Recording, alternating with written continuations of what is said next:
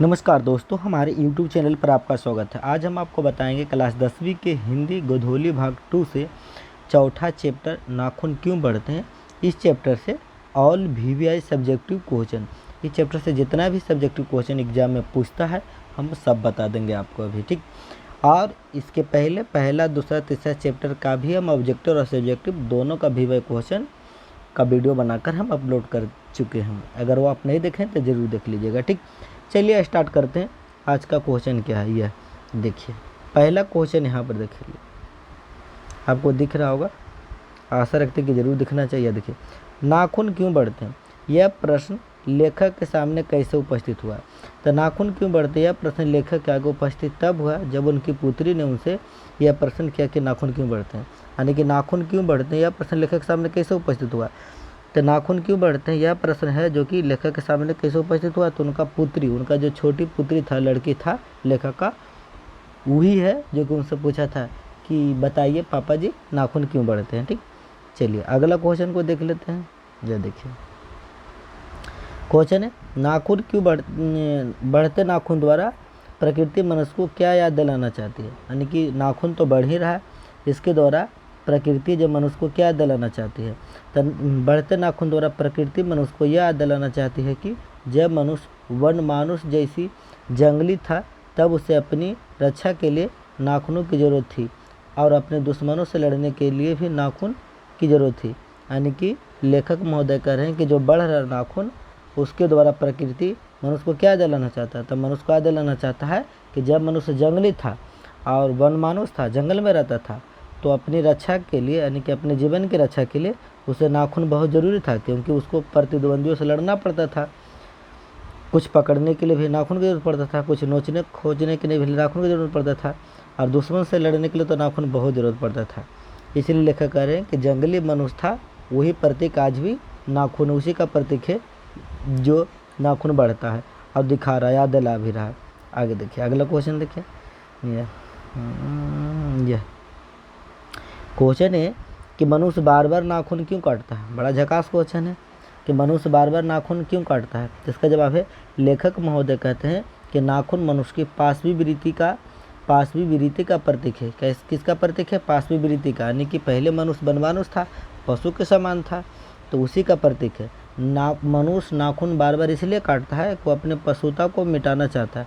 काहे काटता है, वो चाहता है कि जो पशुता वाला उसमें गुण है वो मिट जाए, पशुता वाला जो उसमें गुण है वो क्या हुए, मिट जाए। वह चाहता है कि उसके पास पशुता के कोई निशानी न बचे। इसी उद्देश्य से मनुष्य बार बार नाखून काटता है, इसी कारण, ठीक। क्यों काटता है, क्योंकि मनुष्य नहीं चाहता है कि उसके अंदर पशु का कोई गुण मौजूद है, इसीलिए बार बार वह नाखून काटता है। चलिए अगला क्वेश्चन देखिए। क्वेश्चन है, लेखक क्यों पूछता है कि मनुष्य किस ओर बढ़ रहा, पशुता की ओर या मनुष्यता की ओर, स्पष्ट करें। यानी लेखक हैं जो कि पूछते हैं कि मनुष्य किस ओर बढ़ रहा है, यानी आदमी आज हो जो किस ओर बढ़ रहा है, पशुता की ओर बढ़ रहा है कि मनुष्यता की ओर। तो देखिए इस क्वेश्चन से आप, इसका जवाब से आप यानी कि स्पष्ट हो जाएगा। देखिए, लेखक इसलिए पूछता है क्योंकि लोगों की हिंसक प्रवृत्ति को देखकर यह जानना चाहता है कि मनुष्य किस ओर बढ़ रहा है। हिंसक प्रवृत्ति मतलब लड़ाई झगड़ा वाला प्रवृत्ति, लड़ाई झगड़ा वाला विचार देखकर यह जानना चाहता है कि मनुष्य किस ओर बढ़ रहा है, पशुता की ओर, मनुष्यता की ओर, अस्त्र बढ़ाने की ओर या अस्त्र घटाने की ओर। नए नए अस्त्र शस्त्रों के निर्माण से यह सिद्ध होता है कि मनुष्य पशुता की ओर बढ़ रहा है और उसके भीतर पशुता की चीज़ आज भी मौजूद है, ठीक।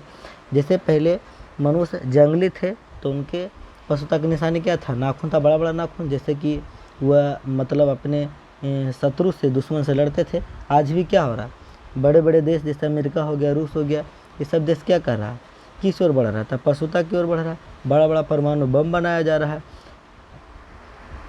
अस्त्र शस्त्र बढ़ाया जा रहा है, तो अस्त्र शस्त्र नए नए बन रहे हैं, उसका भी बढ़ाया जा रहा है।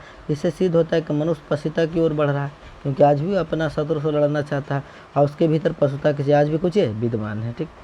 चलिए अगला क्वेश्चन है। क्वेश्चन है, स्वाधीनता शब्द की सार्थकता के बारे में लेखक क्या बताता है। तो स्वाधीनता शब्द की सार्थकता के संबंध में लेखक ने बताया कि स्वाधीनता यानी अपने अधीन रहने का भाव या अपने आप पर नियंत्रण रखने का भाव, जो दीर्घकालीन संस्कारों का परिणाम है, जो हमारी संस्कृति को महान बनाएगा, ठीक है। स्वाधीनता मतलब होता है अपने आप पर नियंत्रण रखना, अपने आप पर कंट्रोल रखना, गुस्सा पर कंट्रोल रखना, काम वासना पर कंट्रोल रखना, किसी से लड़ाई झगड़ा नहीं करना। और दीर्घकालीन ये कैसा संस्कार है, दीर्घकालीन यानी कि लंबे समय के परिणाम का यह संस्कार है जो हमारी संस्कृति को महान बनाता है, जो हमारी संस्कृति को क्या बनाता है, महान बनाता है। तो अभी तक जितना भी एग्जाम हुआ तो यह 5 क्वेश्चन है जो कि बार बार पूछा है। तो आप इसको 5 क्वेश्चन को लिख कर भी याद कर लीजिएगा आराम से, ठीक ना। जैसे देखिए क्वेश्चन आया तो वहाँ पर वीडियो रोक लीजिएगा और फिर आराम से लिख लीजिएगा और लेकर याद कर लीजिएगा। हम गारंटी के साथ कहते हैं कि अगर इस चैप्टर से क्वेश्चन आएगा तो आपसे एक क्वेश्चन भी नहीं छूटेगा, पूरे बना दीजिएगा, ठीक। फिर आपसे मिलेंगे अगला वीडियो में। आज के लिए बस इतना ही। बाय बाय, टाटा, जय हिंद, वंदे मातरम।